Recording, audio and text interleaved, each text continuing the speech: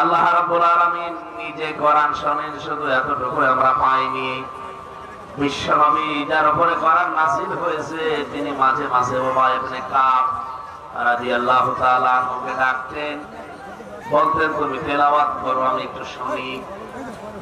সাহাবী বলেন, হে রাসূল, কেমন কথায় কোরআন আপনার উপরে নাযিল হয়েছে আর আমি পড়ব? সাহাবীদের ভেতরে মিষ্ট কণ্ঠ দিয়ে সুমধুর কণ্ঠে হযরতে কাব ইবনে উবাই রাদিয়াল্লাহু তাআলা আনহু তিনি পড়তে পারতেন। তেলাওয়াত যদি আল্লাহ নিজে শুনতে চান, যদি রাসূলুল্লাহ নিজে শুনতে চান, সেই কোরআন শোনার জন্য আমরা বসেছি। কথা বলে না কেন? পৃথিবী তৈরি হওয়া 50,000 বছর আগে, এইদিকে তাকান,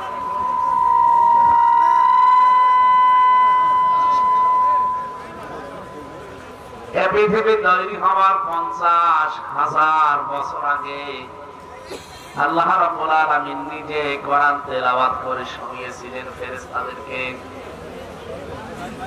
ওই সময় যারা তেলাওয়াত শুনেছে আল্লাহর কুদরতের কণ্ঠে, রাব্বুল আলামিনের তেলাওয়াত শোনার পরে ফেরেশতারা ওই সময় বলেছিল, ওই জাতি কত ভাগ্যবান যাদের উপরে এটা নাযিল হবে, সেই জাতি আমরা।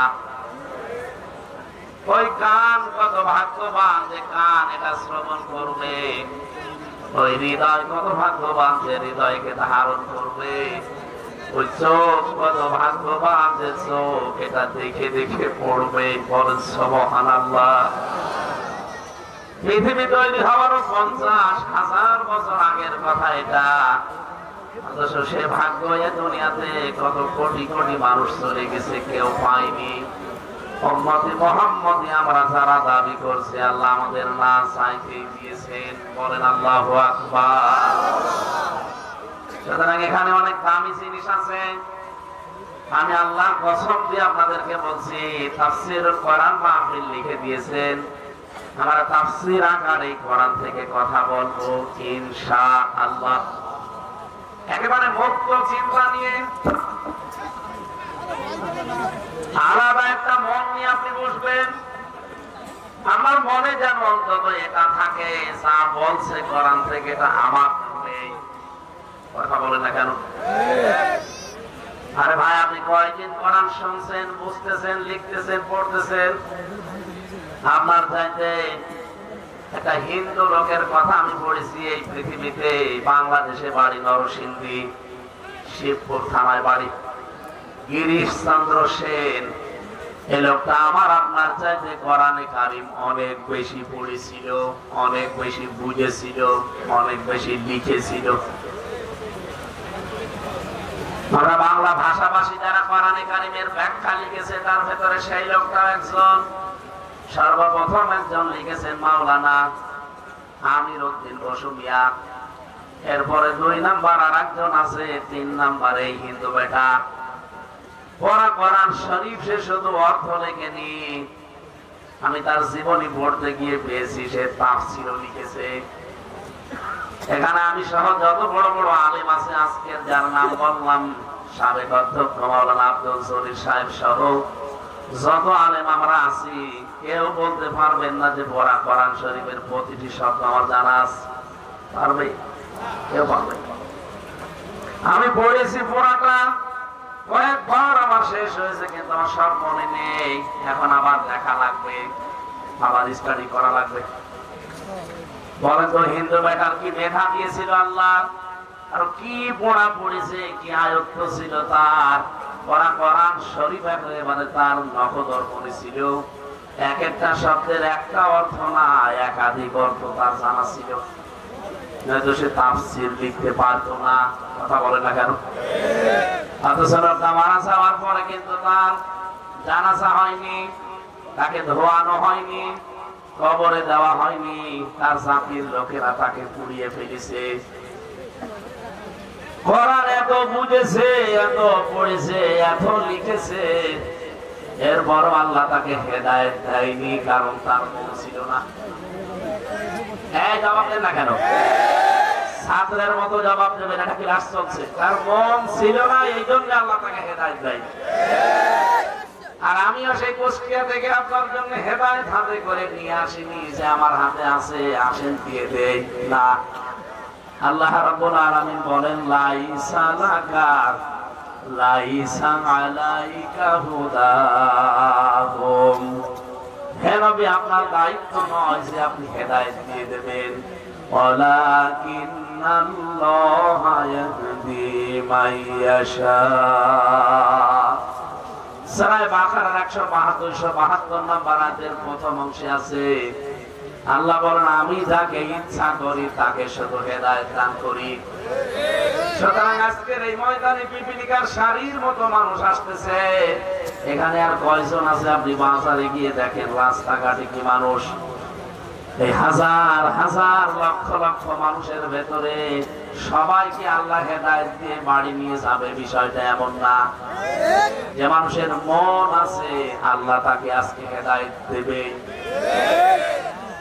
ইন্নামা আনতা মুযাক্কির লাস্তা আলাইহিম বিমুসাইতির, হে নবী আপনাকে আমি শুধু উপদেশক বানিয়েছি, শুধু উপদেশ দিয়ে যাবেন। আপনাকে আমি দারোগা পুলিশ করে পাঠাইনি যে আপনি পিটিয়ে মানুষ হেদায়েত করবেন, কোনো দরকার নেই। আল্লাহর কি এত ঠেকা পড়ে গেছে যে আপনি হেদায়েতের পথে না আসলে আল্লাহর শক্তি একটু কমে যাবে, তার ক্ষমতা চলে যাওয়ার সম্ভাবনা আছে? বলেন। সুতরাং আল্লাহ পাকের যেহেতু ওই সন্দেহ, ওই ভয়, ওই সম্ভাবনা নেই যে আপনি আসলে দিনের পথে আপনার কপাল ভালো, না আসলে আমার আল্লাহর কোনো ক্ষতি নেই, কোনো লাভ নেই। কি আপনি জান্নাত জাহান্নামে গেলে আল্লাহর লাভ আছে? বলেন না কেন? এই জন্য আমাদের শিক্ষা দেওয়া দরকার আজকের এই ময়দানে। আমির হামজার হাতেও যেহেতু কিছু নেই, এর আগে যারা কথা বলেছিল তাদের হাতেও নেই, এটা সরাসরি হাতে কার? আমি এমন একটা মন নিয়ে আজকে এখানে বসবো, অন্তত আল্লাহ পাক আমার অন্তরের দিকে তাকিয়ে যেন হযরতে ওমরের মতো হেদায়েত দিয়ে দেন।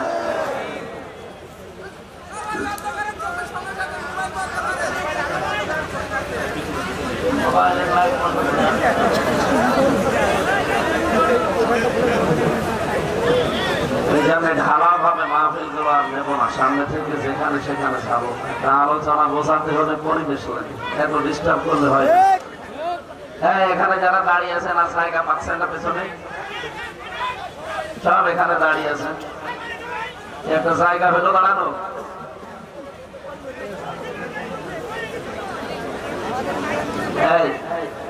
মানুষ না বললেও বলবেন, এখানে জায়গা হয়তো এরকম নেই বসার, থাক দাঁড়িয়ে থাক, মানুষের ডিস্টার্ব যেন না হয়। বা পেছনে যারা বসে আছে ওরা বারবার কমপ্লেন দিচ্ছে, দেখছেন না? আর ভলান্টিয়ার কি করবে? ওদের বিবেক না থাকলে ভলান্টিয়ার কি করবে? আপনি বসেন, আপনার নড়াচড়ার দরকার নেই, আর এখানে কাউকে উঠতেও দেবেন না। নিস্তব্ধ হয়ে যান তো ভাই, যেখানে থাকে থাক, বাড়ি যায় থাক।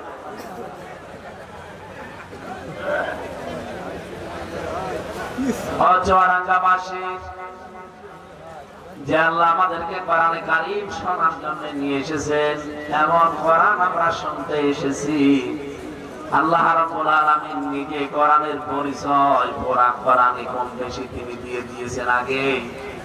আপনি দেখবেন এই কিতাবটা এমন ভাবে আল্লাহ সাজিয়েছেন, সূরা বাকারা থেকে শুরু করে সূরা নাস পর্যন্ত প্রতিটি জায়গায় এই কোরআনের পরিচয় আল্লাহ তুলে ধরেছেন। আমরা এমন একটা কিতাব থেকে কথা শুনছি, পৃথিবীর ৪৫০০০ ধর্মের গ্রন্থ আছে। যত গ্রন্থগুলো পৃথিবীতে ধর্মীয় মানুষেরা মেনে চলে, তারা কম্পিউটারের ভেতরে ঢুকিয়েছে।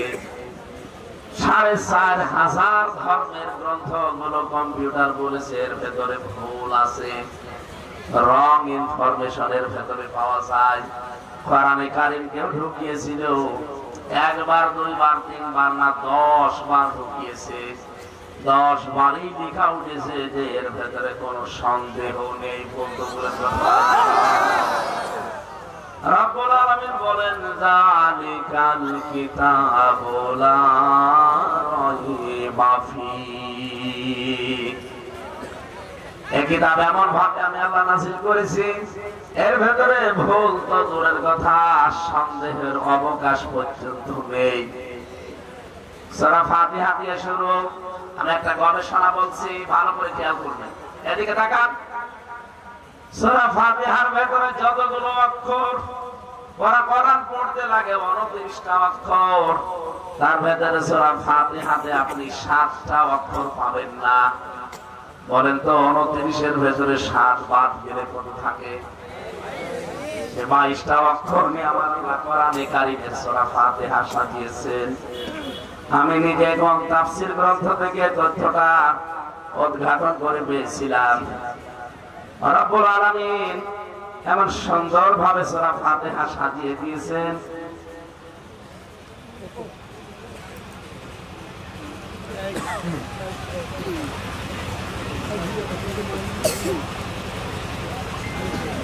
ভালো করে খেয়াল করবেন, যারা জ্ঞানী মানুষ তাদের দেখবেন অ্যাক্টিভ হয়ে আছে। প্রথম নম্বরে আপনি সূরা ফাতিহার ভেতরে 6 অক্ষর পাবেন না। 29টা অক্ষরের ভেতরে 7টা অক্ষর আল্লাহ এই সূরার ভেতরে দেননি। কেন দেননি? যারা মনীষী, চিন্তাশীল, যারা চিন্তা করে এটা বের করেছে। 1 নম্বরে কি অক্ষর নেই? বলেন বলেন। সোয়াজ দিয়ে কোন অক্ষর লিখলে হয় সবির, মানে ধৈর্যশীল। সোয়াজ বা র, সবর শব্দের শাব্দিক অর্থ হচ্ছে ধৈর্য। আর ফিন বা র, সাবর। সাবর মানে ধ্বংস। সবর মানে কি? কোরআনে কারিমে আল্লাহ 7টা অক্ষর দিয়েছেন, দেন না সূরা ফাতিহায় তার প্রথম অক্ষর হচ্ছে ফা। মনীষী জানাতে চেয়েছেন যারা গবেষক, তার মানে সূরা ফাতিহা যদি কেউ পড়ে জীবনে সেট করতে পারে, মহান আল্লাহ তাকে কোনোদিন ধ্বংস করবেন না। 2 নম্বরে আমি পেয়েছি এর ভেতরে জিন নেই। কি নেই? বলেন বলেন।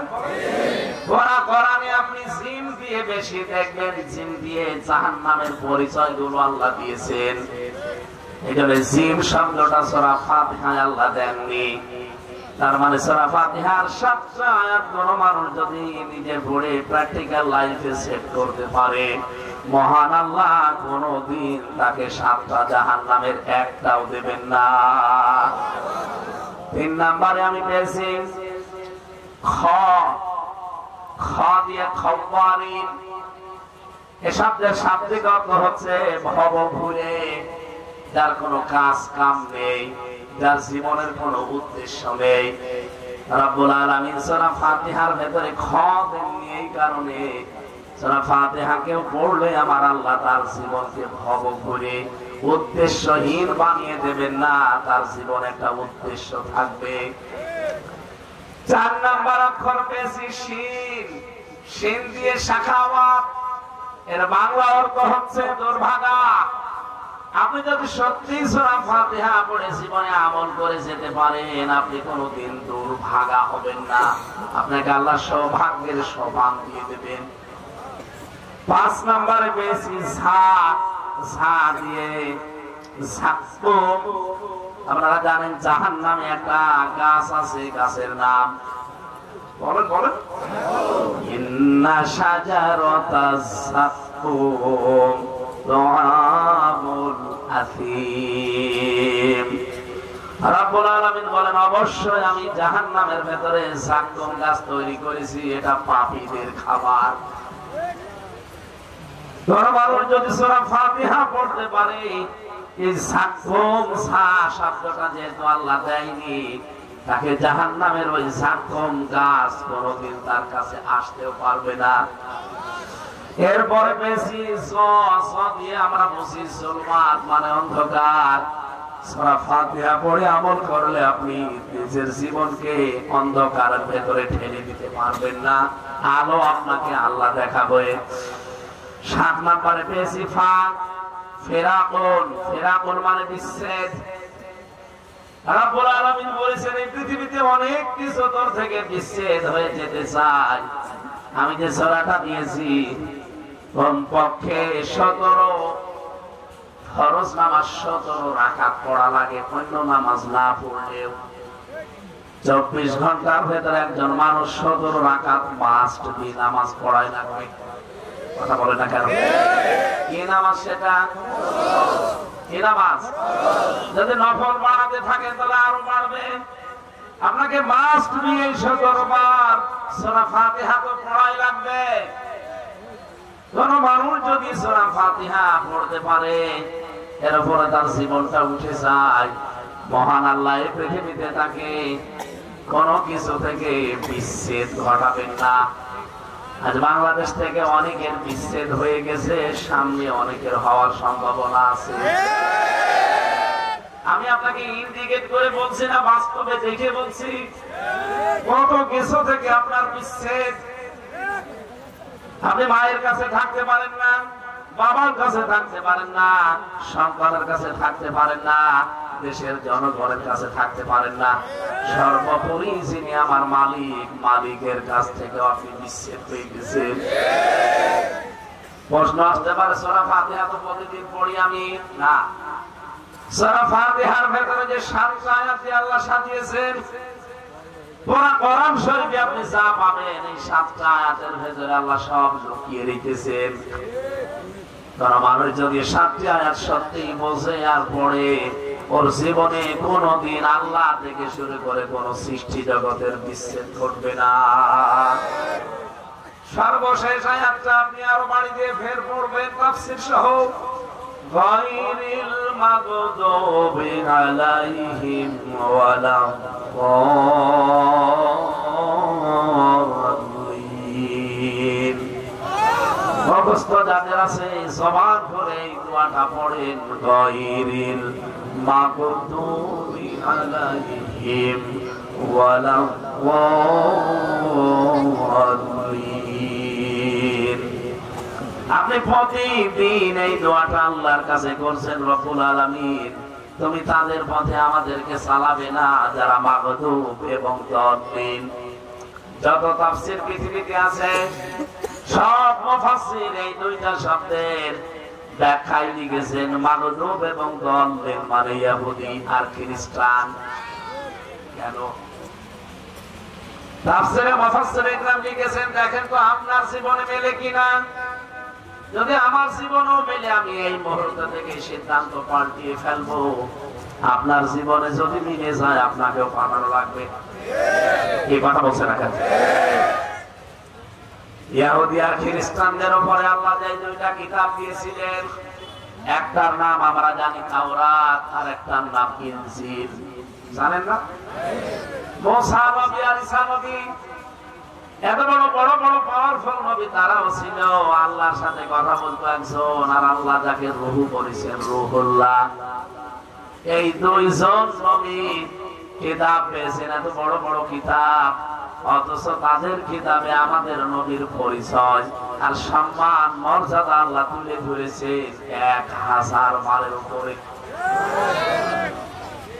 কোরআন শরীফের ভেতরে মুসা নবীর নাম আপনি 1000 বার পাবেন না, ঈসা নবীর নাম 1000 বার পাবেন না। 300 জায়গায় যেন মুসা নবীর নাম আছে, 200 জায়গায় যেন হযরত ঈসা নবীর নাম আছে। অথচ মুহাম্মদ রাসূলুল্লাহর পরিচয়টা আল্লাহ তুলে ধরেছেন তাওরাতে আর ইনজিলে 1000-এরও বেশি।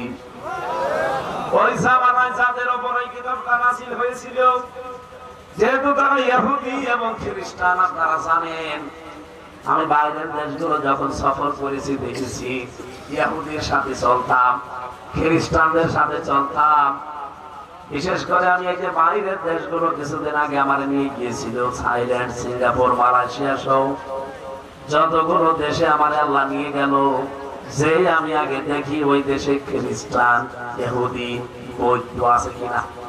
যারা নিয়ে যায় বলে আমার ওখানে নিয়ে চলেন, ওনাদের গির্জায় যায়, ওদের যে ধর্মীয় উপাসনালয় গুলো আছে ওখানে যে লোকটা দায়িত্বে আছে কথা বলতে চায়, একজন দোভাষীর সাথে রাখি, জিজ্ঞাসা করি যে আপনাদের নবীর নাম কি। ওরা নবীর নাম বলতে গিয়ে খ্রিস্টানের সাথে যেতে মিশলে তারা বলে আমাদের নবীর নাম যিশু। কি বলে? তখন আমি কোরআনে কারীম থেকে আয়াতগুলো কোট করে করে বলি না, আপনাদের নবীর নাম যিশু না, আমাদের তো আপনার নবীর নাম ঈসা। নাম কি? আপনারা নামটা পাল্টিয়ে দিয়েছেন, শুধু নবীর নামকে পাল্টান নাই। আপনাদের উপরে দিয়েছে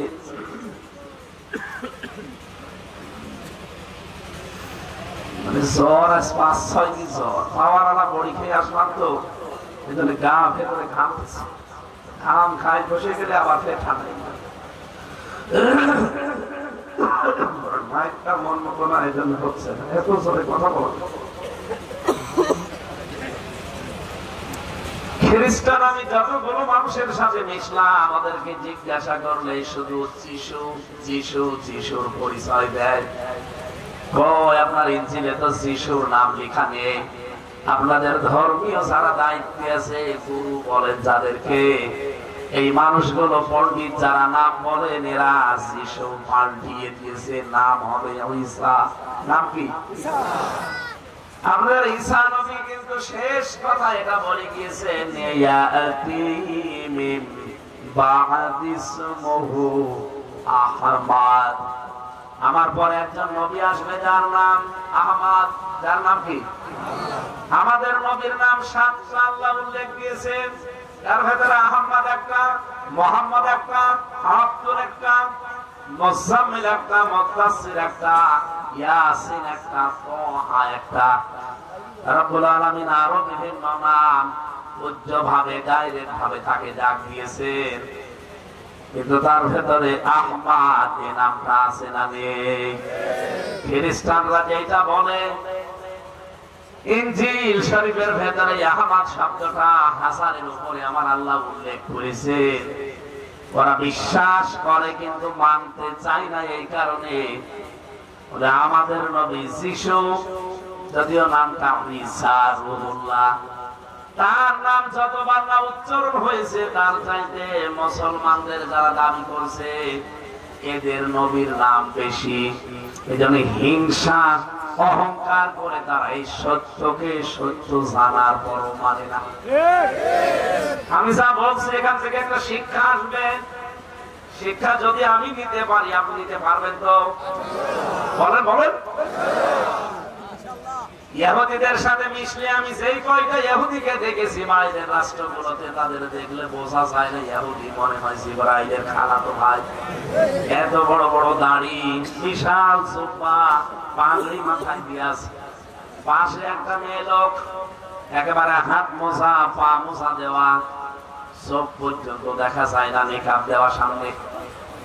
3-4টা ছেলে মেয়ে চারপাশে, এদিকে একটা এদিকে একটা এদিকে একটা এদিকে একটা, ঘাড়ে একটা চলতেছে।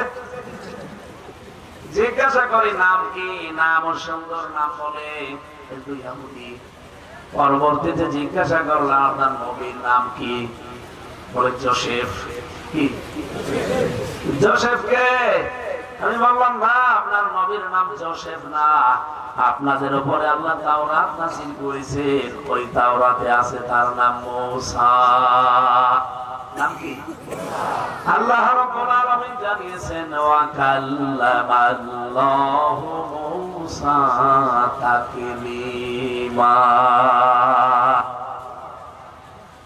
এদের কিতাবের ভেতরে আমাদের নবীর নাম হাজারের উপরে প্রশংসা করা আছে, হয় আহমদ নাই মুহাম্মদ।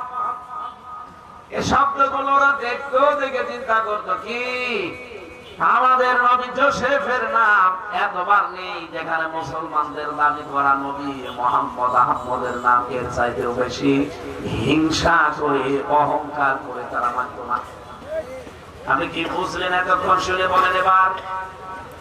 সত্যকে সত্য জানার পরেও যারা হিংসা করে অহংকারের বশবর্তী হয়ে মানতে চায় না, ওরাও এক প্রকার ইহুদি খ্রিস্টান। আর এই বাংলাদেশে এরকম মানুষ বেশি। হাতে আঙ্গুল দিয়ে, চোখে আঙ্গুল দিয়ে দেখানো হয় যে এই দেশে সত্যপন্থী দল এইটা, সত্য দল এইটা, কোরআনের সাথে মিলে এইটা। এরপরেও কিছু মানুষ বলেন না, আমার বাবা বলিস। তোর বাবাই বড় হয়ে গেল, তোর বাবা সত্য কথা বলে কিনা ওইটা সার্টিফিকেট দেওয়ার জন্য আল্লাহ এটা দিয়েছেন। এইটা যা বলবে সেইটা তোর বাবার কথার সাথে মিলাবি। যদি এটার সাথে বাবার কথা না মিলেও বাবাও আমি মানি না। আমার কথা যদি আপনার রাগ হয়, আপনিও ইহুদি খ্রিস্টান হয়ে মরবেন। আমি আপনাকে বলছি না এই দল করা লাগবে, এই দল করা লাগবে না। আপনার বিবেক আছে। আল্লাহ তো আমাকে দারোগা পুলিশ করে পাঠায়নি আপনাকে পিটিয়ে আমি নিয়ে আসবো না। আমি হক কথাগুলো তুলে ধরবো। আমার কথা যদি ভুল প্রমাণ করতে চান, আব্দুল জলিল মৌলানাকে বসিয়ে রাখেন। উনি যদি বলে না এটা মিলছে না, তাহলে আমি থামবো।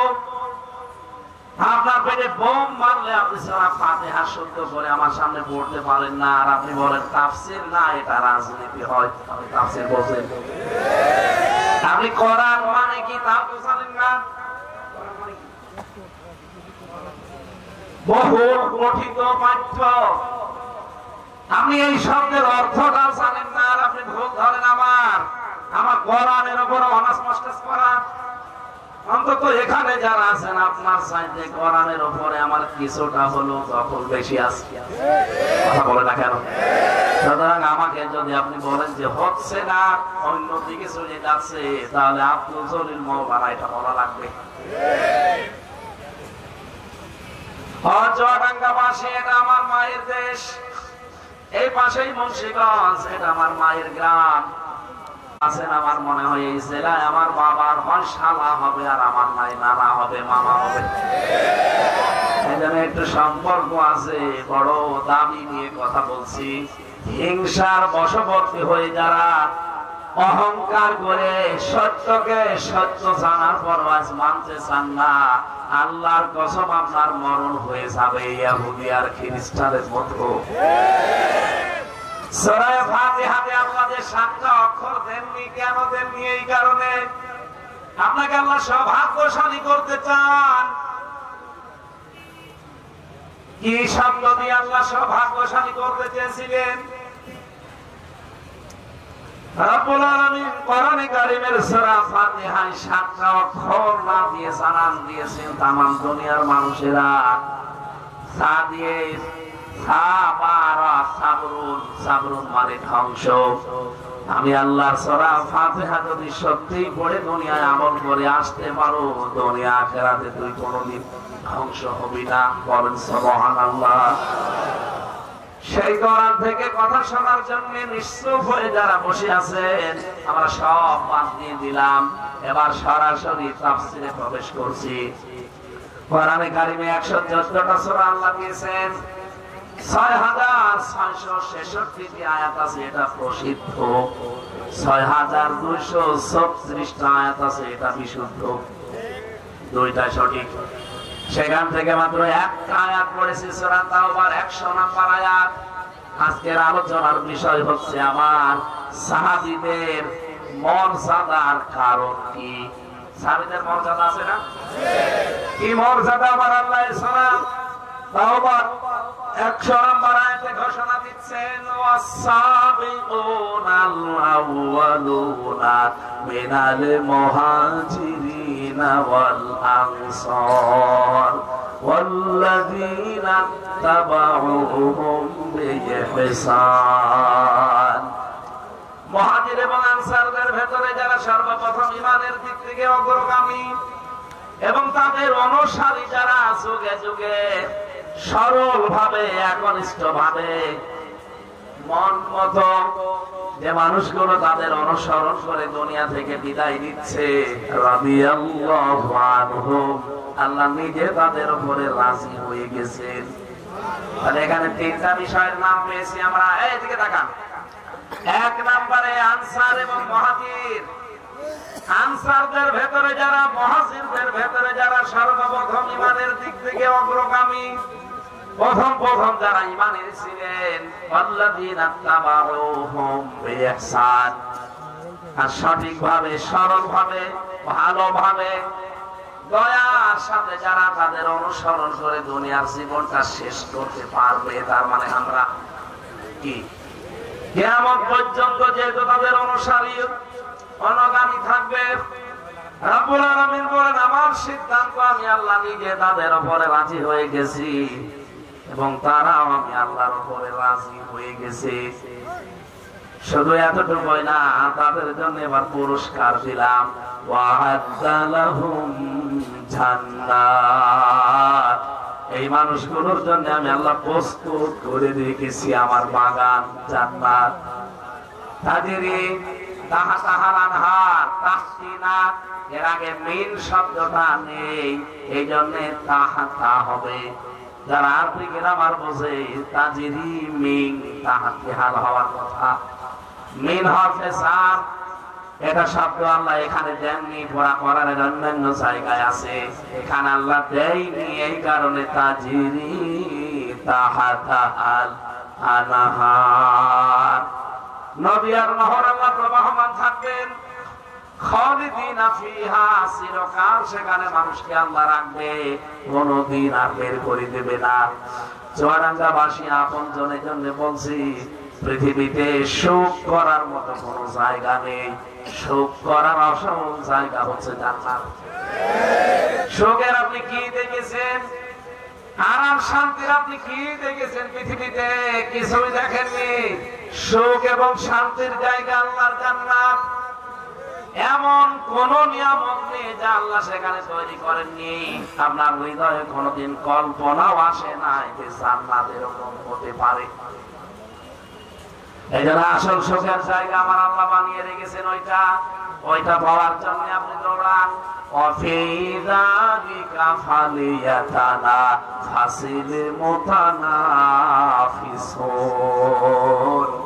রব্বুল আলামিন বলেন, যারা প্রতিযোগী তাদের প্রতিযোগিতায় নাম লিখিয়ে প্রতিযোগিতা করা দরকার ওইটা পাওয়ার জন্য। খিতামুহু মিস্ক ওয়া ফি যালিকা ফালিয়াতানাফাসিল মুতানাফিসুন ওয়া মিজাজুহু মিন তাসনিম। আমি এই তাসলিমের ব্যাখ্যা পড়েছিলাম তাফসীরে। এত দামি পানি এটা, যার মুখ এখনো পর্যন্ত কেউ খোলেনি। এই পৃথিবীতে সবচাইতে দামি পানির নাম জানেন? সবচাইতে দামি পানি এখন এই পৃথিবীতে 257টা রাষ্ট্র আছে, তার ভেতরে সবচাইতে দামি পানির নাম অ্যাকোয়া ক্রিস্টালা। এটা ভারতের একজন ধনকুব আছে, ওর স্ত্রী পান করেন নিতা আম্বানি। 7.5 লিটার 7.5 গ্রাম এতটুকু পানির দাম বাংলাদেশে 51 লক্ষ টাকা। আপনি যদি ওইটা পান করতে চান আপনার বেশি ফেলা লাগবে। মাত্র 7.5 গ্রাম, এইটার দাম 51 লাখ টাকা। স্বর্ণ কি যেন ভিজিয়ে ওর ভেতরে দেওয়া লাগে। ওটা খেলে নিজের চেহারা, এই যে গরম মরণ যেগুলো বের হয়, চামড়া ছড়িয়ে যায়, এইগুলো হবে না। বলেন তো, ওই মহিলার প্রতিদিন যদি 5 থেকে 6 বোতল এরকম পানি লাগে খাবার খেতে, 51 লাখ টাকা এক এক বোতলের দাম। তো 3.5 থেকে 4 কোটি টাকা শুধু পানি খায়। কথা বলেন না? আল্লাহ যে মিজাজুহু মিন তাসনিম দিয়েছেন, এটা শুধু বোতলজাত পানি না, এটা নহর। আল্লাহ বলে তাসনিম নামে যে নহরটা আছে জান্নাতে, এখান থেকে বোতলজাত করে করে এমন ভাবে তৈরি করা যা আজ পর্যন্ত কেউ খোলেনি। কোন যখন মানুষ প্রতিযোগিতা করে ওইটা পাওয়ার জন্য, ওই লোকটার জন্য আল্লাহ ওইভাবে মুখ কেটে রেখে দিয়েছেন। বলেন সুবহানাল্লাহ। নেতা আম্বানি, মুকেশ আম্বানির স্ত্রী, তার তো পান করা লাগে, তো হিসাব করে টাকা যতই থাক, এক এক বোতলে যদি নেয় 51 লাখ, 5-6 বোতলের বেশি আমার মনে হয় তার খাওয়া সম্ভব না, সে খাবেও না। জান্নাতে আল্লাহ যে পানিটা আমাদেরকে দেবেন, রব্বুল আলামিন বলেন এটা 2-5 বোতল 7 বোতল না, যত ইচ্ছা ওই লোকটা পান করতে পারবে। তাহলে সুখের জায়গা দুনিয়ার কোন জায়গায় পাবেন? যা আছে এগুলো অস্থায়ী। সাময়িক সুখ পেলেও তার থেকে দুঃখ পায় মানুষ বেশি। কিন্তু মরণের পরে আল্লাহ যে বাগানের ঘোষণা দিলেন, এই বাগান আল্লাহ এমন ভাবে বানিয়েছেন, ওয়ালাকুম ফিহা মা তাশতাহি আনফুসুকুম ওয়ালাকুম ফিহা মা তাদউন নুজুলাম মিন গফুরির রহিম। রব্বুল আলামিন বলেন, এমন ভাবে জান্নাত আমি বানিয়েছি মানুষ চাওয়ার আগে জিনিস হয়ে যাবে। এটা রহমান দয়াময়ের পক্ষ থেকে একটা মেহমানদারি। রব্বুল আলামিন এই জিনিস যাদের জন্য রাখলেন, বললেন একবার যদি আমি কাউকে প্রবেশ করাই এই বাগানে, কোনদিন তাকে আমি আল্লাহ আর বের করে দেব না। খালিদিনা ফিহা লা ইয়াবগুনা আনহা হিওয়ালা। আমি তো বের করে তাকে দেবই না। লোকটা কোনদিন জান্নাতে যদি যেতে পারে, ও বের হতেও চাইবে না। বলেন আল্লাহু আকবার। যালিকাল ফাউজুল আযীম। এইটাই মহা সফলতা। এই সফল হওয়ার জন্য আজ পৃথিবীতে যারা চেষ্টা চালিয়ে যাচ্ছে, সবচেয়ে বেশি এই সফলতা পাওয়ার জন্য চেষ্টা চালিয়েছে নবীরা। কারা? এদের পরে সবচেয়ে বেশি চেষ্টা চালিয়েছে সাহাবীরা। সাহাবীরা কেন আল্লাহর কাছে এত মর্যাদা পেয়েছেন? আমি 10টা কারণ খুঁজে পেয়েছি তাফসীরে। এদিকে তাকান। এই 10টা বিষয় আজকে আপনি এখান থেকে নিয়ে যাওয়া লাগবে। এই পৃথিবীতে সবচেয়ে বেশি আল্লাহ রাজি আর খুশি হয়েছেন কাদের উপরে?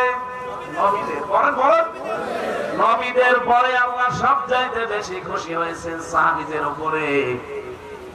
আজ পৃথিবীতে বহু দল বিদলে মানুষ বিভক্ত হয়ে অনেকে সাহাবীদের ভেতরে সবচেয়ে দামি যিনি হযরতে আবু বকর, যাকে জান্নাতের প্রতিটি গেট ডাকতে থাকবে, তাকে পর্যন্ত খারিজি যারা আছে এরা গালি দেয়।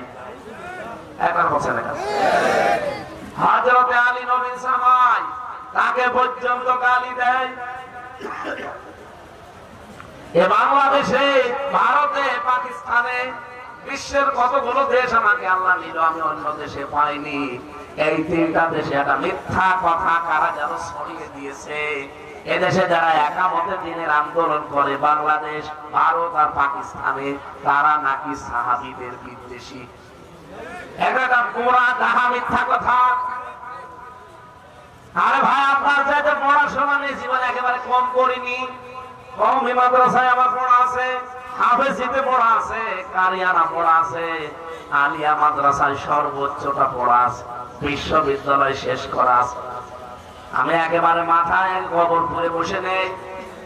এরা যদি সাহাবায়ে কেরামের বিদ্বেষী হতো, সাহাবীদের প্রতি যদি হিংসা বিদ্বেষ, এরা যদি সাহাবীদের গালি দিত, একটা শব্দ যদি আমি কোন জায়গায় পেতাম, আল্লাহর কসম কোনদিন একামতে দিনের সাপোর্ট করতাম না। আপনি কোন কারণে এই মুসলিম মানুষদের উপরে একটা মিথ্যা তহমত লাগিয়ে রাখবেন? জীবনে কোনদিন পড়িয়েছেন নাকি সব শুনে শুনে? এখানে যারা বসে আছেন, আমি প্রত্যেকেই চ্যালেঞ্জ দিচ্ছি, এই যে মিজান, অনেকেই বলে মিজানের পাল্লা মানে দাড়ি পাল্লা। এ জায়গায় যারা বসে আছেন, একজন জীবনে কোন অভিধানে পেয়েছেন যে মিজান মানে দাড়ি পাল্লা লেখা আছে? কেউ পাননি আর পাবেন না কোনদিন। কারণ মিজান মানে দাড়ি পাল্লা না, মিজান মানে মানদণ্ড। মিজান মানে কি? চেয়ারম্যান সহ যত মানুষ এখানে বসে আছে, জিজ্ঞাসা করেন তো, জন্মের পর থেকে শুনে আসতেছে মিজানের পাল্লা মানে? বলেন কেন এই কথা বিশ্বাস করবেন? আপনি কোনদিন পড়লেন না শুনে শুনে। সাহাবীদের বিদ্বেষী একামতে দিনের আন্দোলন করে যারা দিন কায়েম করতে চায়, দিন প্রতিষ্ঠা করতে চায়, ওদের কি মাথা খারাপ হয়ে গেছে? আল্লাহ যাদের উপরে রাজি, তাদের উপরে তহমত দিয়ে, তাদের উপরে গালি দিয়ে, তাদেরকে ছোট করে কোনদিন জান্নাতে যাওয়া যাবে? কেন আপনি মিথ্যা তহমত তাদের উপরে লাগাবেন? কোনদিন পড়েছেন তাদের লিখিত বইগুলো? আমি এই শব্দটা যেহেতু এসেছে নিরসন করতে চাই।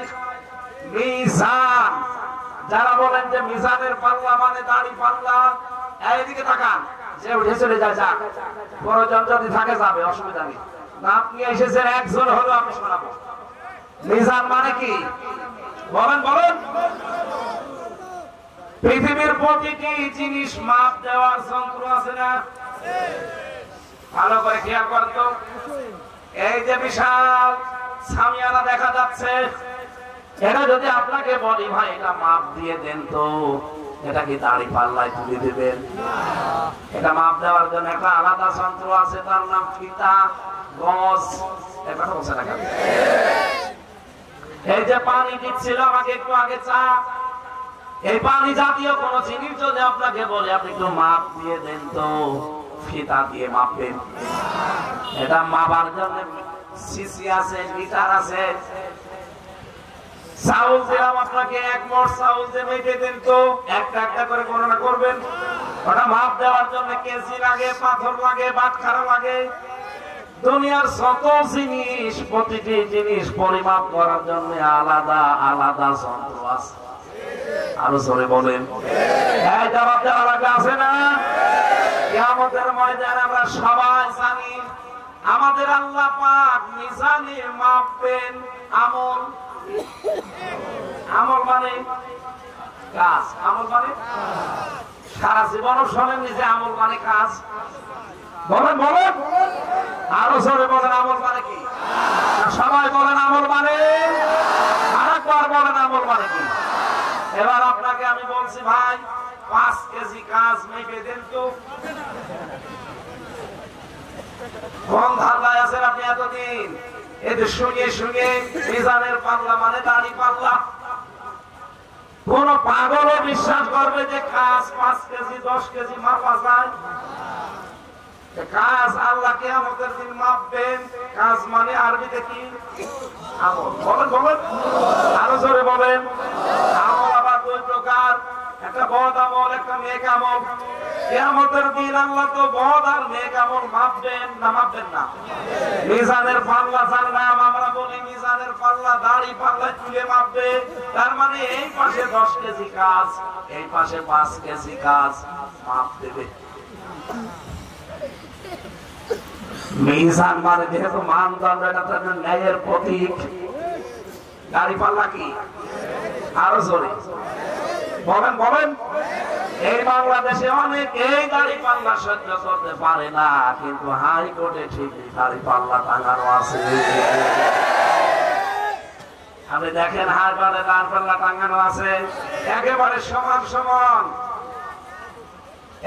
ওটা কারা এরা? মাদ্রাসা ছেলেরা না? 1-1.5 ঘন্টা বসে থাকতে পারেন না, ভেতরে আসেন কেন?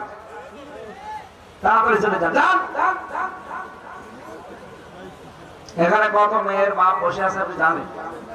এরা জামাই খুঁজতে এসেছে অনেক। এখন যদি দেখে যায় 1-1.5 ঘন্টা পরে চলে যাচ্ছে, ও সাদা বলবে যে বিয়ে শাদী আপনার দরকার নেই, আর উঠবেন না। আমার একটু সময় দেওয়া যায় না ভাই? আমার ভাইরা যে কথা তুলেছিলাম, কিয়ামতের দিন আল্লাহ কাজ মাপবে, আমল মাপবে।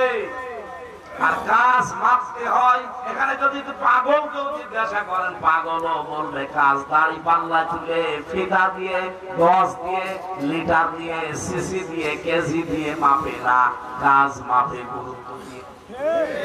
বলেন না কেন? কাজ মাপতে হয় কি দিয়ে? আরো জোরে, গুরুত্বের ভিত্তিতে কাজ মাপা লাগে। এই ময়দানে গুরুত্বপূর্ণ জিনিস হচ্ছে খুঁটি আর সামিয়ানা। এই দুইটা গুরুত্বপূর্ণ জিনিস যদি এখানে না থাকে, এখানে যত দামি জিনিস আছে কেউ কি এটা মঞ্চ বলবে? আরো জোরে বলেন। আপনার জীবনে আপনি আগে দেখবেন যে গুরুত্বপূর্ণ কোনটা। এজন্য যত ফরজ আল্লাহ কোরআনে দিয়েছেন, দেখবেন প্রতিটি ফরজের ভেতরে আবার কিছু ফরজ আছে। মনে হয় বোঝাতে পারলাম না। যত রকমের ফরজ আল্লাহ কোরআনে দিয়েছেন, প্রতিটি ফরজের ভেতরে আলাদা ফরজ আছে না নেই? নামাজ কি? নামাজের ফরজ নেই? কয়টা?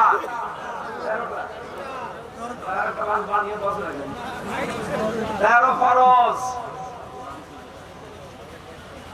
বলেন এই যে নামাজ ফরজের ভেতরে আবার ফরজ কয়টা? বলেন বলেন। 13টা ফরজের 12টা আদায় আদায় করলেন, একটা করেননি, আপনার সওয়াব হবে 5টা। এখন যদি বলেন যে না, মানে একটা ফরজ শুধু বাদ দিলাম, 12টা আদায় করেছি, অন্তত 2টা সওয়াব দেন, হবে? এটা যেমন সহজে বুঝে ফেললেন। চুয়াডাঙ্গাবাসী মাথা আজকে খালি করে এটা নেওয়া লাগবে। আপনি আমার সাথে একমত হচ্ছেন কিনা আমি জানি না, আপনাকে আমি পড়াশোনা করার জন্য বলছি। আমি গতানুগতিক কথা বলি না, চিন্তা ভাবনা ঢুকিয়ে দেওয়ার জন্য বলছি।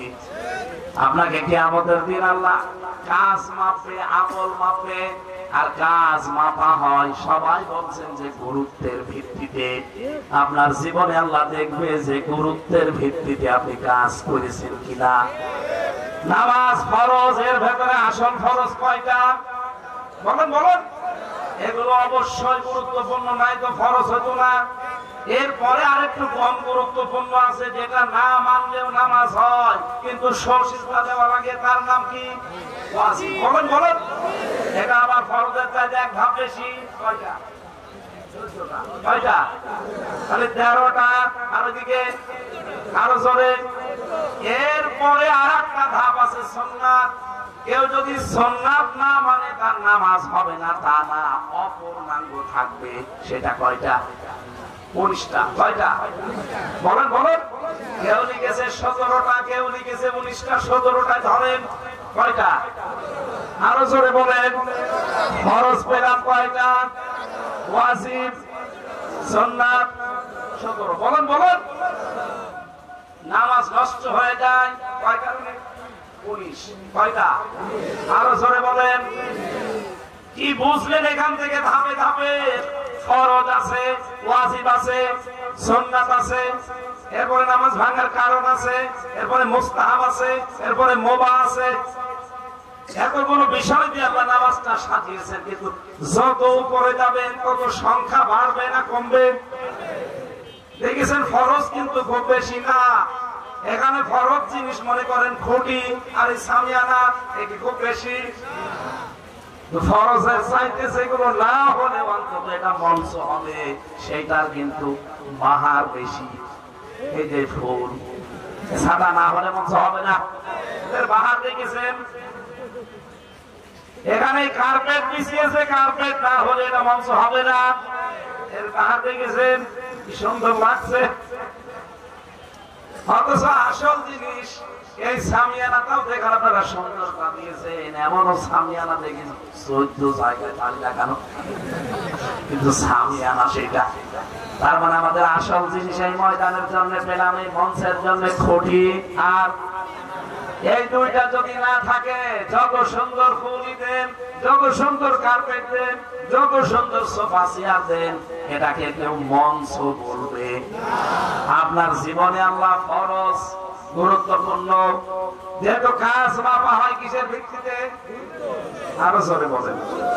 এই কোরআনে আল্লাহ গুরুত্বপূর্ণ কাজ দিয়েছেন আমাদের জীবনে 500টি। কয়টা? যেটা ফরজ বলা হয়। আপনি 499টা পালন করেন, আর একটা তো করেন না, আরো বিরোধিতা করেন। কিয়ামতের দিন যখন আল্লাহ মাপ দেবে, বলেন তো আপনি কি ওই নামাজের মতো সওয়াব পাবেন না? জিরো। এই কথাটা এত সহজ ভাষায় বলার পরও বোঝেন না। বলে হুজুর আমি এখনো বুঝি নাই। এদিকে আসে, কানের নিচে এমন জোরে দুইটাতে উঠাতে পারবেন। এত সহজ করে বলার পরও যদি কেউ না বোঝে, আমার মনে হয় আজরাইল দেখার আগে আর বুঝবে না। এক কথা বলেন না কেন? এখন আপনাকে আমি চিন্তার খোরাকি দিলাম, আপনি ভাবেন আপনার জীবনের গুরুত্বপূর্ণ কাজগুলো কি আগে করতে পারছেন, নাকি ওয়াজিব, সুন্নাত, নফল, মুস্তাহাব, মুবাহ নিয়ে পড়ে আছেন? আপনি ভাবেন তো আপনি কোন কাজে আছেন। এই কোরআন এই জন্যই তো আপনাকে বোঝা লাগবে, পড়া লাগবে। 500টা শরীয়তের বিধানের ভেতরে আছে। আপনি হয়তো মানেন, 400টা মানেন, আর 100টা মানেন না। একটা ফরজ যেখানে বাদ গেলে পুরাটা বাদ, একটাও সওয়াব হয় না। আপনি 400টা মানেন, 100টা মানেন না, আপনার সওয়াব কিয়ামতে হবে। এই সহজ জিনিস না বুঝে আপনি জাহান্নামে যাবেন। আর আমি তাকিয়ে তাকিয়ে দেখবো, আমি তো আপনার ভাই নেই। এই কথা বলছে না কেন? আমি আত্মীয় হয়ে এটা দেখতে পারবো না অন্তত এই ছেলের জন্য। কালকে যাবো চট্টগ্রামের প্যারেড ময়দানে, ওরা চাইছে এটা আমার রেকর্ড হচ্ছে। ওরা আমার আপনার মতো আত্মীয় না, ওদেরকে আমি এত দরদ দিয়ে কালকে বলবো না। কালকে আমার আলোচনার বিষয় একটা ওরা সাজিয়েছে, সেটার উপরে কথা বলবো। আজকে আপনাকে আমি বাঁচাতে চাচ্ছি, আল্লাহর কসম। আমি কোরআনের চোখ লাগিয়ে, হাদিসের চোখ লাগিয়ে দেখতে পাচ্ছি এই গুরুত্বহীন কাজগুলোকে আমরা গুরুত্ব দেই, আর গুরুত্বপূর্ণ কাজ যেটা জীবনে দরকার ওইটা আমরা ছেড়ে দেই। যেই কথাটা বলছিলাম, সাহাবায়ে কেরাম আল্লাহর দরবারে কবুল হয়ে গেছে। আল্লাহ বলেন রাদিয়াল্লাহু আনহুম ওয়া রাদু আনহু, আমি নিজে তাদের উপরে রাজি হয়ে গেছি, তারাও আমার উপরে রাজি। তাদেরকে আমি সব জ্ঞানে স্বেচ্ছায় হিংসা করব, গালি দেব, তাদেরকে ছোট বানাবো। আমি কি মানুষ? বলেন বলেন। আর আপনি কোন কারণে আমার উপরে দোষ চাপিয়ে দেন যে আমি সাহাবীদের দেখতে পারি না, সাহাবীদের গালি দেই? কোনদিন আপনি আমার লেখাপড়ায় পেয়েছেন? খালি শুনে শুনে ওই যে মিজানের মতো। মিজান মানে মানদণ্ড, সারা জীবন শুনছি মিজানের পাল্লা মানে কি। এই জন্য অনেকে মনে করে এমন সুবহানাল্লাহ পড়বো এই দাড়ি পাল্লা পূর্ণ হয়ে যাবে, দু একটা গোনা যদি হয় অসুবিধা নেই। এই কারণেই তো মানুষ গোনা করে। মিজানের পাল্লার সঠিক নিয়মটা আমরা জানি না, এই জন্য আমরা গোনাও ছাড়তে পারি না।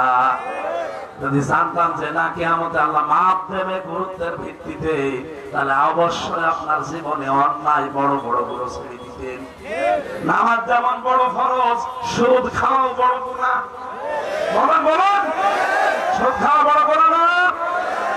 এই জোয়ারাঙ্গা জেলায় এমন মানুষ আছে যারা টাকা ছেড়ে রাখে, টাকা আসে 1000 টাকা দিলে মাসে মাসে 200 টাকা বেশি দেয়, এটার নাম সুদ। নাম কি? আপনারা হয়তো ইন্টারেস্ট করে চালান, অসুবিধা নেই, জিনিস যাই হোক।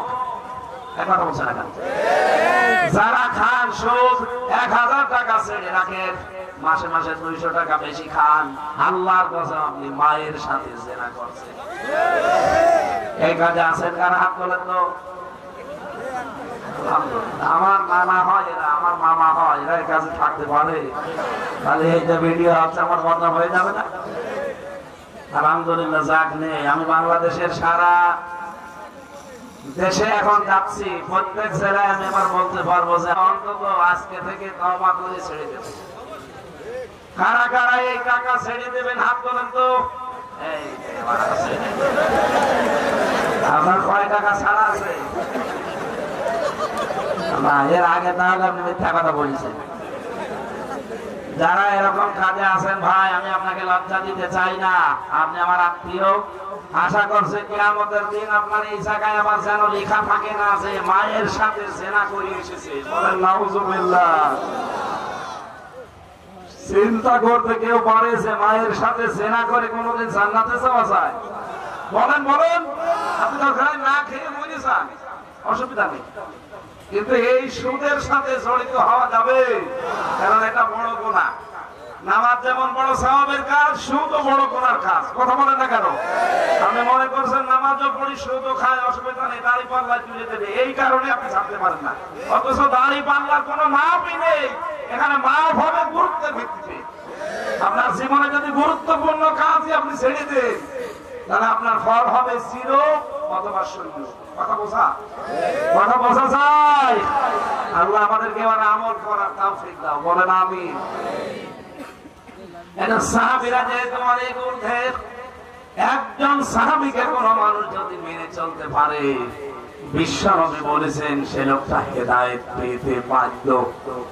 সুতরাং যে কোন সাহাবী ছাড়াই আছে, নাম জানা না জানা ছাড়াই শুনেছেন, যে কারো আদর্শ আপনি অনুসরণ করতে পারেন।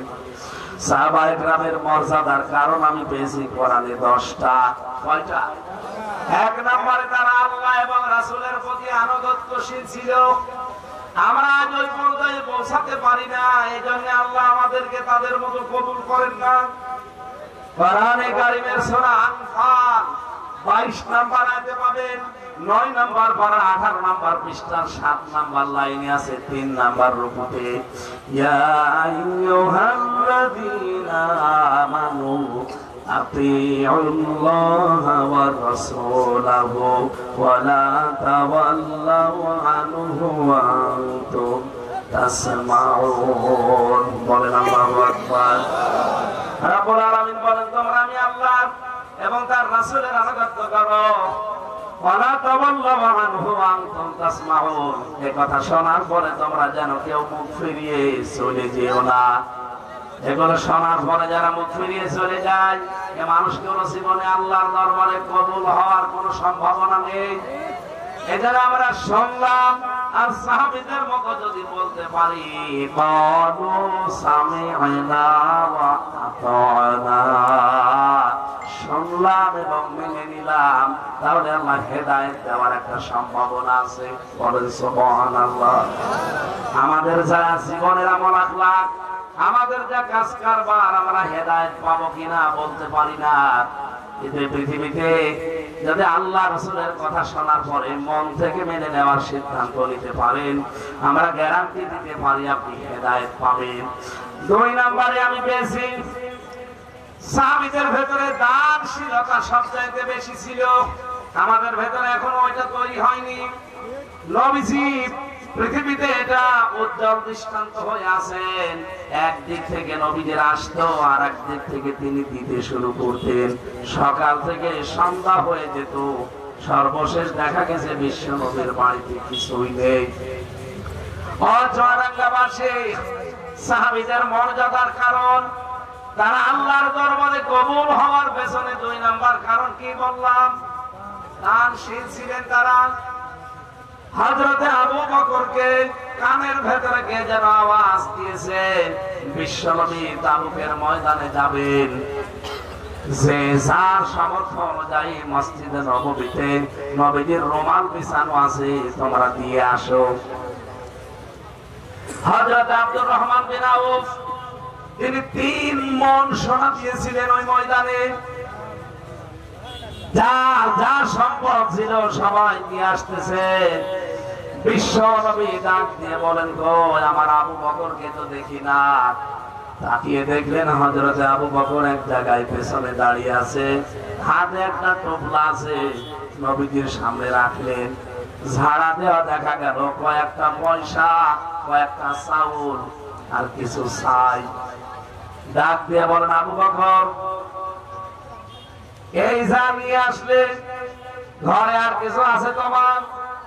সিদ্দিক আকবর ডাক দিয়ে বলে, ইয়া রাসূলুল্লাহ, আমার বাড়িতে শুধু বাকি আছে আল্লাহ আর তার রাসূলের নামের বরকত। আজ আমাদের জীবনটা আল্লাহর কাছে কবুল হতে চাই না, এই কারণে, কারণ দানের মন মানসিকতা এখন ওইভাবে তৈরি হয়নি আমাদের।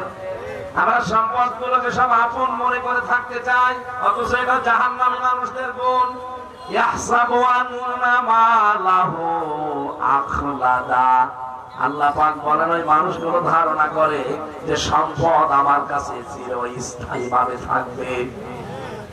যারা আজ বিদায় দিল, যারা আজ পালিয়ে গেল, তারা কি সম্পদের কম মালিক ছিল? একটা সম্পদও কাজে লাগাতে পারছে? কুষ্টিয়ার হানিফের দিকে তাকান, বাড়িটা শ্মশান হয়ে গেছে। হাজার হাজার কোটি টাকার মালিক হয়েছিল এই 15 বছরে, এখন একটা টাকাও ভোগ করতে পারছে না। ভোগ করবে সেই মুখও এখন তাদের নেই। কথা বলে না কেন? জালেমদেরকে আল্লাহ কিন্তু এইভাবেই ধরেন। এজন্য আমরা সম্পদের মোহে পড়ে অনেকে দান সাদকা ছাড়া ভুলে গেছেন, মনে করছেন এটা আমাকে অমর বানিয়ে রাখবে, এটা আমার কাছে চিরস্থায়ী ভাবে থাকবে। আল্লাহ জবাব দিচ্ছে, আল্লাহ কখনো না, লা ইউমবাদান্না ফিল হুতামা, তোরে আমি হুতামাই দেব। সরে বলেন নাউজুবিল্লাহ। চুয়াডাঙ্গাবাসী আমি যে পয়েন্টটা বলছিলাম, বিশ্বনবীর কাছে জিবরাইল কানের কাছে মুখ দিয়ে বলে, হে রাসূল, আপনি কি আবু বকরের ঘরের খবর জানেন? নবীজি বললেন, সে তো আমাকে খোলাখুলি কিছু বলে না, কি হয়েছে? ফেরেশতা বলে, হে রাসূল, বাড়ি থেকে আসার সময় সিদ্দিক আকবরের স্ত্রী রোমানা রাদিয়াল্লাহু তাআলা আনহা। সেই মহিলা ডাক দিয়ে বলেছে, স্বামী আমার নবী জিহাদের ময়দানে অর্থ কালেকশন করছে, সবাই তো সব কিছু দিচ্ছে, আমার তো দেওয়ার আর কিছু নেই, একটু দাঁড়াও। বাড়ির ভেতরে গিয়ে বিছানার উপর থেকে পাটি, বিছানা ছিল তুললেন, খেজুরের পাতার পাটি নিজের পরনের সাথে দিলেন, হিংতেছে শরীরে, তারপর শব্দ করে বেঁধে রেখেছে, কাপড়টা পুরাতন হয়ে গেছে। অথচ তিনি শ্রেষ্ঠ ধনী, 7 জন ধনী ছিল ওই জামানায়, তার ভেতরে তিনি একজনের স্ত্রী। কাপড়টা খুলে প্যাকেট করে স্বামীর হাতে দিয়ে বললেন, নবীজির সাহাবীরা জিহাদের ময়দানে যারা আহত হবে, এটা ব্যান্ডেজের কাজে লাগবে। হযরত জিবরাইলের দিকে নবী একটু ঘুরে দেখলেন, কারণ অন্য কেউ দেখতে পারে না। নবীজি তাকিয়ে দেখলেন ফেরেশতা জিবরাইল খেজুরের পাতার পানি কোলা, পেছনে লক্ষ লক্ষ ফেরেশতারা দাঁড়িয়ে আছে, সবার পরনে খেজুর পাতার পাটি। ডাক দিয়ে বললেন, ফেরেশতা কি আশ্চর্য পোশাক আর পাওনি, কি পরেছো? জিবরাইল বলে, হে রাসূল, আপনি তো খোঁজ রাখেন না, জানেন না, সিদ্দিক আকবর আবু বকরের স্ত্রী আজকে যেই দৃশ্য দেখিয়েছে, নিজের সর্বশেষ সম্বল ছিল পরনের পোশাক, কাপড়টা, সেইটাও ঘুরে আপনার জন্য আজকে পাঠিয়েছে জিহাদের ময়দানে আল্লাহর রাস্তায়। রব্বুল আলামিন এত বেশি আজকে খুশি হয়ে গেছেন এই পরিবারের উপরে, আজকে সারা দিন সারা রাত শুধু আমি না, যত ফেরেশতা আকাশে আছে জমিনে আছে, সবার জন্য আল্লাহর কাছে পছন্দনীয় পোশাক হচ্ছে খেজুর পাতার পাটি।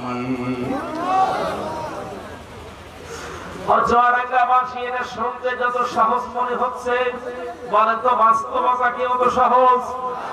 কত কঠিন সিদ্ধান্ত নিয়েছিল তারা দানের ক্ষেত্রে।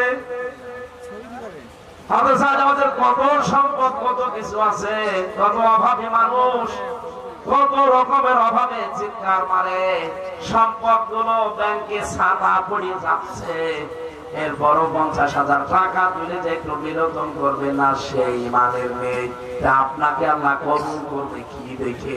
আপনার রূপ দেখে। এই জন্য সাহাবীরা কবুল হয়েছিলেন দানশীলতার কারণে। 3 নম্বরে আমি পেয়েছি তারা আদল এবং ইনসাফের কারণে কবুল হয়েছিলেন।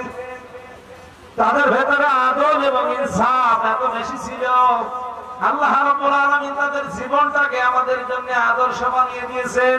4 নম্বরে আমি পেয়েছি তারা নিরহংকার ছিল। এত বড় ক্ষমতায় থাকার পরে মানুষগুলো পৃথিবীতে জনগণের সেবায় নিজেকে নিয়োজিত রাখতে পেরে ধন্য মনে করতেন।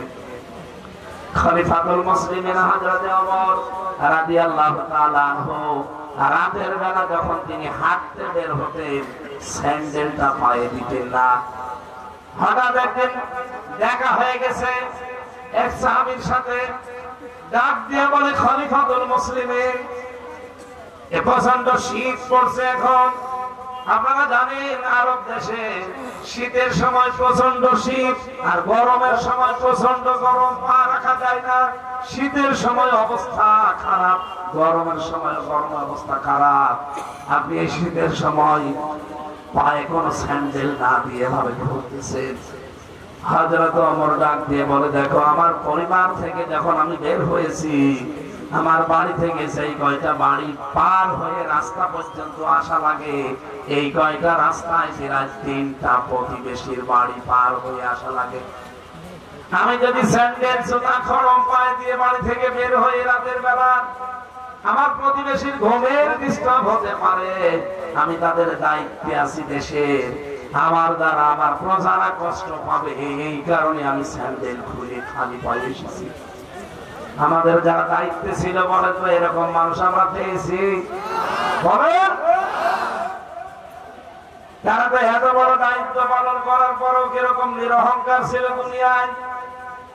আল্লাহ রাব্বুল আলামিন তাদের বর্ণনা দিয়েছেন, আখফিফ জানাহাকা লিমানিত্তাবাকা মিনাল মুমিনিন। সাহাবায়ে কেরাম কবুল হয়েছিলেন। পয়েন্টগুলো আমি তাফসীর থেকে পেয়েছি। 6 নম্বরে 5 নম্বরে তারা কোনদিন দুর্নীতির সাথে জড়িত হননি। সাহাবী হওয়ার পর থেকে তাদের জীবন হয়ে গেছে পরিচ্ছন্ন। আর বাংলাদেশে যারাই রাজনীতি করছে আমরা দেখি, যদি ওর কর্মজীবন আলাদা না থাকে, ওর জীবনটা পুরাই দুর্নীতি। এই দেশে যারা রাজনীতি করবেন আগামী থেকে, তাদের আলাদা কর্মজীবন থাকা লাগবে। হযরত আবু বকরের চাইতে আপনি বড় রাজনীতিবিদ হয়ে পড়েছেন। আপনি আর কতটুকু জায়গা চালান? হযরত আবু বকর দেশের প্রেসিডেন্ট ছিলেন। প্রতিদিন তিনি তার কর্মজীবন একটা আলাদা বানিয়ে রেখেছিলেন। তার এলাকার ভেতরে যারা উটের দুধ দহন করতে পারত না, তিনি এই দায়িত্ব নিয়ে রাতের একটা সময় তিনি উট দহন করে দোকান থেকে কিছু পয়সা কামাই করতেন। আজ বাংলাদেশের যারা সত্যি রাজনীতি করে ইসলাম দিয়ে, আপনি দেখেন তাদের প্রতিজনের আলাদা একটা ছোট্ট কর্মজীবন আছে। আর এই দেশে আমরা অন্যান্য বহু দলের এমন নেতা দেখতে পাই যাদের কোনো কাজ নেই, কর্মজীবন নেই, শুধু পেশায় রাজনীতি। তার মানে এটা রাজনীতি না, এটা পেশা না, এটা ওর দুর্নীতির কামাই করার প্রশ্ন। সাহাবায়ে কেরাম আল্লাহর কাছে কবুল হয়েছিলেন। আপনি হননি কেন? হননি এই কারণে আপনার আলাদা কোন কর্মজীবন আছে। বলেন এত ছোট কাজ আমি করব। আরে বেটা, আপনি কত বড় মানুষ। সে যদি মানুষের উটের দুধ দহন করে জীবিকা নির্বাহ করতে পারে, কাপড় সেলাই করতে রাতের বেলা, তার খেলাফতের দায়িত্ব পালন করে, আল্লাহর দরবারে এত বেশি কবুল হওয়ার পেছনে আমি কারণ একটা পেয়েছি আবু বকরের। তিনি একবার তার সন্তান এসে বলে, মা আমি একটু পায়েস খেতে চাই। মা বলছে, পায়েস খাওয়ার মতো তো কিছু ঘরে নেই, তোমার বাবাকে বলি। বাবা ওই সময় দেশের রাজা, প্রেসিডেন্ট, ডাক দিয়ে বলছে, সন্তান পায়েস খেতে চাই, কিন্তু তুমি যে ভাতা মাসে মাসে নিয়ে এসে দাও, আমাদের সংসারে চলে যায়, উদ্বৃত্ত কোনো টাকা বাঁচে না। তুমি একটু খাজানচি যারা আছে বাইতুল মালে, অর্থমন্ত্রী, তারে গিয়ে বলো অন্তত কিছু টাকা যেন আগামী মাসের জন্য বেশি দেয়। বললেন ঠিক আছে, আমি যাচ্ছি। বাইতুল মালে গিয়ে বললেন, দেখো অর্থমন্ত্রী, আমার বাড়ির অবস্থাটা খুব ভালো না, আমি আগামী মাসের অ্যাডভান্স বেতন তোমার কাছে চাই। 10,000 টাকা করে মনে করেন আমাকে বেতন দেন। আগামী মাসের 10,000 টাকা অ্যাডভান্স আমারে দিয়ে দেন। হযরতে খলিফাতুল মুসলিমিন আবু বকরকে ডাক দিয়ে বাইতুল মালের দায়িত্বশীল বলছে, দাঁড়ান, টাকা দিতেছি। এই যে সাদা একটা খেজুরের পাতা নিয়ে এসেছি, শুকনা, আপনাকে এই যে কলম দিলাম, আপনি এই খেজুর পাতায় লিখে দেন তো যে আপনি যে 1 মাসের বেতন অ্যাডভান্স চান, আপনি 1 মাস বেশি থাকবেন, এই গ্যারান্টি আপনার আছে। আমি থমকে গেলে নাকি বলে গো, আপনাকে আগামী মাস পর্যন্ত জনগণ ক্ষমতার চেয়ারে বসিয়ে রাখবে, এই গ্যারান্টি আপনার হাতে আছে। যদি থাকে এই খেজুরের পাতায় লিখে দেন। উনি বলছেন, টাকা আমার লাগবে না। আমাদের বাংলাদেশেও তো এরকম মন্ত্রী, এরকম প্রধানমন্ত্রী আমরা পেয়েছি। আপনি আল্লাহর কাছে কবুল হন না, হাসি হওয়ার পরেও, কাজী হওয়ার পরেও, তাহাজ্জুদ গুজার হওয়ার পরেও, সকালে কোরআন পড়ার পরেও, এই কারণে কারণ আপনার বাস্তবতার সাথে কথার কোনো মিল নেই। এই মানুষগুলোর মিল ছিল। স্ত্রীর কাছে এসে বলছে, না টাকা পেলাম না। টাকা পেলাম না মানে তুমি দেশের প্রধানমন্ত্রী, তোমার এই টাকা দেয় না, কোন মন্ত্রী এমন আছে? কিছু বলা যাবে না। বলছে ঠিক আছে, তোমাকে আমি আর কিছু বলবো না। 15 দিন পরে ঠিকই পায়েস বানিয়েছে। সন্তান যখন খেতে বসেছে, রাষ্ট্রের দায়িত্ব পালন করে এসে দেখলেন সন্তান পায়েস খায়। দাঁড়া, খাওয়া বন্ধ কর। স্ত্রীকে ডাক দিয়ে বলে, রোমানা কিভাবে কি কোথা থেকে পেলে এই পায়েস? স্ত্রী বলে, স্বামী আপনি মনে করবেন না আমি অবৈধভাবে এটা উপায় করেছি না। আপনি যেই ভাতা প্রতিদিন আমাকে এনে দেন, ওই টাকা থেকে আমি প্রতিদিন 2 টাকা 4 টাকা করে আমি বাঁচিয়ে রাখি। 15 দিনে আমার কাছে প্রায় 50-60 টাকা হয়ে গেছে। এই টাকা আমি পাশের বাড়ির একজনকে দিয়ে 2 কেজি আটা নিয়েছি, ওইটা দিয়ে পায়েস বানিয়েছি। হযরত ওমর সঙ্গে সঙ্গে ছেলেকে নিয়ে চলে গেলেন। অর্থমন্ত্রীর কাছে গিয়ে বলে, ভাই আগামী মাস থেকে তুমি আমার 10,000 টাকা দাও, 9,940 টাকা দিবা। কারণ 60 টাকা কম হলো আমার সংসার চলে।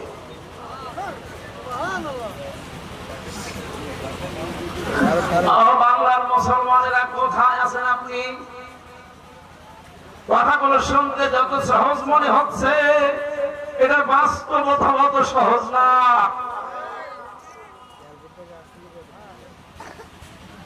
তাদের স্ত্রীরা আল্লাহ বানিয়ে দিয়েছিলেন ওই রকম, আর আমরাও যেমন 2 নাম্বার, আমাদের বউগুলো 4 নাম্বার। কথা বলে না কেন? স্বামী তো চোর আর স্ত্রী হচ্ছে বাটপার। পরে যদি ওই সময় বলতেন যে হ্যাঁ তুমি এইভাবে করেছো, ঠিক আছে, আগামী মাস থেকে 10,000 বেতন পাই, এমন ভাবে অর্থমন্ত্রীর কাছে বলবো যেন 12,000 হয়ে যায়। যে বলছে দেখো 9,940 টাকা আমার দিবা, কারণ আমি ভেবে চিন্তে দেখলাম যে 60 টাকা কম হলো আমার সংসার 1 মাস চলবে। এই টেন্ডেন্সি ভেতরে আমাদের যতদিন দায়িত্বশীল যারা আছে তাদের তৈরি না হবে, এই দেশটা ততদিন জান্নাত হবে না। এরপরের পয়েন্টে পেয়েছিলাম আমি, তারা 6 নম্বরে নির্ভীক ছিলেন। এটা শুধু কোরআন যারা মানে তাদের ভেতরে তৈরি হয়, কোরআন মানে না তাদের ভেতরে হাজারো ভয় আল্লাহ ঢুকিয়ে দেয়। এই তথ্য পাবেন আপনি সূরা বাকারার 288 নম্বর আয়াতে। 7 নম্বরে আমি পেয়েছি নিজের দায়িত্ব ভার নিয়ে তারা খুব চিন্তায় ছিলেন। বিশ্বনবী নিজে জীবনের সর্বশেষ যেদিন ভাষণ দেন, ওই দিন ডাক দিয়ে বলেছিলেন, সাহাবীরা আমি কি আমার দায়িত্ব সঠিকভাবে পালন করতে পেরেছি? সব সাহাবীরা বললেন আপনি পালনই করেননি, হাতে কলমে আমাদের দেখিয়েছেন। নবীজি ওই দিন হাত তুললেন আর আকাশের দিকে ডাক দিয়ে বললেন, আল্লাহুম্মা শাহাদ, 3 বার তুমি সাক্ষী থাকো। এই সাহাবীরা বলছে আমি যে পালন করেছি আমার অর্পিত দায়িত্ব। নবীজি নাই চলে গেলেন, আপনি নিজের দিকে তাকিয়ে বলেন তো, আপনার জীবনে যে দায়িত্ব আল্লাহ দিয়েছেন, আপনি কিন্তু উম্মতি মুহাম্মদী সাধারণ মানুষ না। কিয়ামত পর্যন্ত যারা আসবে আমরা সবাই একজন দায়িত্বশীল। এর আগে যত নবী চলে গেছে ওই নবীদের সাক্ষী হব আমরা। আমি এমন জীবন গঠন করেছি যে আমার বিরুদ্ধে সাক্ষী দাঁড়াবে। আমি সাক্ষী দেব তো দূরের কথা, আমার বিরুদ্ধে সাক্ষী দাঁড়াবে। কথা বলে ঠিক কিনা? এখানে এমন জীবন তৈরি করা দরকার, কিয়ামতের ময়দানে আমি যেন অন্যান্য নবীর বিরুদ্ধে, অন্যান্য নবীর উম্মতের বিরুদ্ধে সাক্ষী হতে পারি। নবী তো ঠিক তার অর্পিত দায়িত্ব পালন করে সাক্ষী নিয়ে গেলেন। আপনার সাক্ষী আছে? আপনি 10 বছর, 15 বছর, 20 বছর দায়িত্বে ছিলেন। বিদায় নেওয়ার সময় আপনার অধীনস্থ মানুষগুলো কান্নাকাটি করার কথা বলে না কেন? কান্নাকাটি দূরের কথা, আরো আপনার বিরুদ্ধে তারা কথা বলতে পারলে বাঁচে। আমি কুষ্টিয়ার সাবেক এক এসপি, নাম নিচ্ছি না, এর বিদায় অনুষ্ঠানে ছিলাম। পেছনে বসে আছি, দেখি 2 জন কনস্টেবল বলা বলি করছে, ও শালা চলে যাচ্ছে। আপনার পোড়া কর্মজীবনটাই মাটি, আপনি তো এমন ব্যবহার করবেন, আপনি চলে যাওয়ার সময় অধীনস্থ মানুষগুলো অন্তত হাও মাও করে আপনাকে জড়িয়ে কাঁদবে।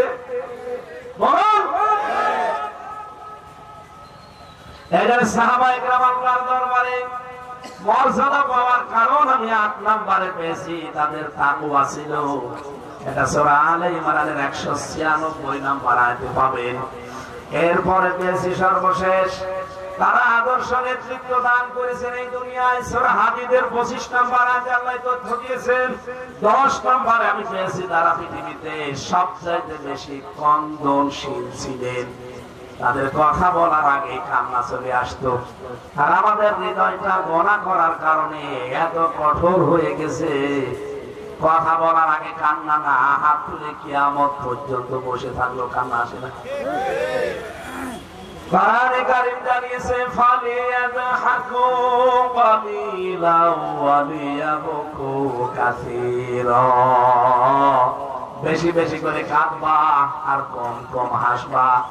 ও চুয়াডাঙ্গাবাসী, জেলখানায় আমি 3টা বছর ফাঁসির কন্ডেম সেলের ভেতরে 24 ঘন্টা ওরা আমার তালা লাগিয়ে রাখতো, কারোর সাথে কথা বলতে দিত না। সিসি ক্যামেরা দিয়ে রেখেছিল আমি যেন কারোর সাথে কথাও না বলি, দেখাও না করি, যোগাযোগ বিচ্ছিন্ন। আমি রাতের বেলা পাশের রুমে মাওলানা মামুনুল হক, আর ওই পাশের রুমে আমির জামাত ডাক্তার শফিকুর রহমান, তার পাশের রুমে কন্ডেম সেলের ভেতরে দেখেছিলাম মাওলানা সাখাওয়াত হোসেন রাজিকে। গভীর রজনীতে এই মানুষগুলো 3:30 4টার দিকে উঠে এমন জোরে জোরে কন্দন করতেন, মনে হচ্ছে শিশুর মতো কেউ বেরিয়েছে। এই কন্দন এমনি আপনার আসবে না। আপনার জীবন সম্পর্কে যখন এরকম ধারণা আসবে, এই যে 10টা পয়েন্ট বললাম, বলেন তো কোন তার ভেতরে আপনি আছেন? আপনি আনুগত্যতে আছেন? বলেন। আপনি দানশীলতায় আছেন, নির্ভীকতায় আছেন? কত ভয় আপনাকে চেপে ধরে? পরিবারের ভয়, সমাজের ভয়, রাষ্ট্রের ভয়, বড় লোকের ভয়। অথচ আপনি ইমানদার দাবি করেন, সাহাবীদের মতো কবুল হতে চান আল্লাহর দরবারে। সব ভয় আপনার অন্তর থেকে তো আল্লাহ ওই দিনই দূর করে দেওয়ার কথা, সেই দিন আপনি সিদ্ধান্ত নিতে পারেন। তার মানে এখনো সিদ্ধান্ত নিতে পারেননি, এখন আপনার পিছু টান আছে। আমার কথার অর্থ অবশ্যই আপনি বুঝেছেন, আমি জানি। আপনি জবাব না দিলেও আমি জানি আপনি বুঝেছেন। যারা জবাব দিচ্ছে ওরা তো বুঝেছে, আপনিও বুঝেছেন। এখানে নির্ভীক হওয়া লাগবে। পেছনের কোন টান থাকলে আপনি সাহাবীদের মতো কবুল হতে পারবেন না। আল্লাহ আমাদেরকে এখানে যারাই আসলাম এই 10টা বিষয় জীবনে যেন একেবারে প্র্যাকটিক্যালে সেট করে দেন। বলেন আমিন। আরো জোরে বলেন আমিন। আমার ভাইরা,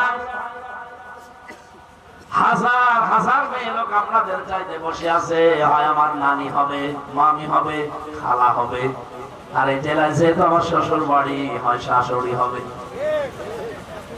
সম্মানিত মা এবং বোনেরা, আপনাদেরকে বলছি, শুধু নামাজ পড়া, রোজা রাখা আর কালো বোরকা পরা ইবাদত না। এই পৃথিবীতে মেয়েদের জন্য সবচাইতে বড় ইবাদত হচ্ছে ওয়াতুইনু আলা দীনিল হক। ওয়াতুইনু আলা দীনি সাওজাতিহা।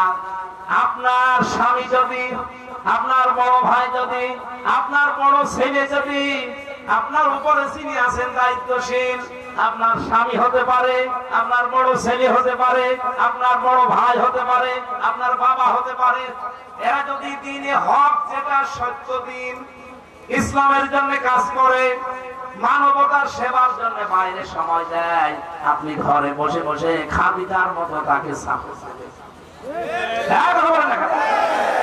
এই পৃথিবীতে খাদিজাকে আল্লাহ শুধুমাত্র জান্নাতে ঘর বানিয়ে তার জন্য পাঠিয়েছেন। আমি খাদিজার জীবনী পড়ে দেখেছি, জীবনে এক ওয়াক্ত নামাজ তিনি পড়েননি, একটাও রোজা জীবনে রাখেননি, একবারও তিনি হজ করেননি, একটা পয়সা তিনি যাকাত দেননি, একটা দিনও জীবনে পর্দায় থাকেননি। কারণ এই বিধানগুলো সব তার ইন্তেকালের পরে নাযিল হয়েছে। কথা বলছে, জীবনে সেই মহিলা একটা নামাজ পড়লো না, রোজা রাখলো না, পর্দা করলো না, যাকাত দিল না, হজ করলো না, অথচ তার জন্য আল্লাহ জান্নাতে ঘর বানিয়ে পাঠিয়ে দিয়েছে একটাই মাত্র কারণ, কারণ তার জীবন যৌবন, তার সম্পদ সব তার স্বামীর পায়ে ফেলে দিয়েছিলেন। আর আপনি কি করেন? আপনি আরো বাধা দেন। আপনার স্বামী যদি একামতে দিনের কাজ করে, মানবতার সেবা করে, আপনি তো সাপোর্ট দেবেন দূরের কথা, আরো বাধা দেন। আপনার নামাজে, রোজায়, আপনার এই দান সাদকায় জান্নাতে নিয়ে যাবে, জীবনও না। আমি আশা করি কথা বোঝাতে পেরেছি। এইটা আপনার জন্য ওয়াজ। 2 নম্বরে, স্বামী যখন বাইরে থেকে আসবে, সংসারে যেহেতু আপনি নানি, মামি, আপনি খালা, এই জন্য আপনাকে বলছি, ভালোবাসি আপনাদের। সংসারে যত গুরুত্বপূর্ণ কাজ আছে সব বাদ। স্বামী যেই হোক আগে তার কাছে যাওয়া লাগবে, যেই হোক আগে তার কাছে যাওয়া লাগবে। এইটাই আপনার ইবাদত। এখন আপনি হাসি খুশি দিয়ে হোক, কথাবার্তা দিয়ে হোক, ব্যবহার আচার দিয়ে হোক, যেভাবেই হোক স্বামীকে খুশি করা লাগবে।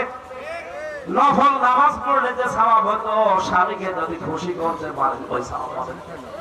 আপনি নফল নামাজ পড়লেই কবুল হবে আপনার গ্যারান্টি আছে, কিন্তু আপনাকে দেখে আপনার স্বামী যদি হাসতে পারে, আনন্দ পায়, তার জীবনের কর্মজীবনের ক্লান্তি যদি দূর হয়ে যায়, আপনি বিশ্বাস করতে পারেন 500 রাকাত নফল নামাজের সওয়াব পেয়ে গেছে।